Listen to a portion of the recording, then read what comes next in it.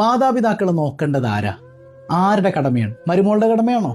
അല്ലല്ലല്ല, സ്വന്തം മക്കളുടെ കടമയാണ്. ഇളയ മോനെ വിവാഹം കഴിപ്പിച്ചു കൊടുത്തേക്ക. എന്തിനാ? അവള് വന്ന് നോക്കട്ടെ ഉമ്മാനെ. ഇത്ര നാള് ഞങ്ങള് നോക്കിയില്ലേ, ഇനി അവള് നോക്കട്ടെ. അവൾ ആരാ നിങ്ങളുടെ ഉമ്മാനെ നോക്കാൻ? നിങ്ങളുടെ ഉമ്മാനെ അവള് നോക്കണ്ടെന്നല്ലേ ഞാൻ ഈ പറയണത്. അവളുടെ മേൽ ബാധ്യതയില്ല. അവൾക്ക് അവരുടെ ഉമ്മയും ബാപ്പയുണ്ട്, അവരെയാണ് അവൾ നോക്കേണ്ടത്. മനസ്സിലാവുന്നുണ്ടോ?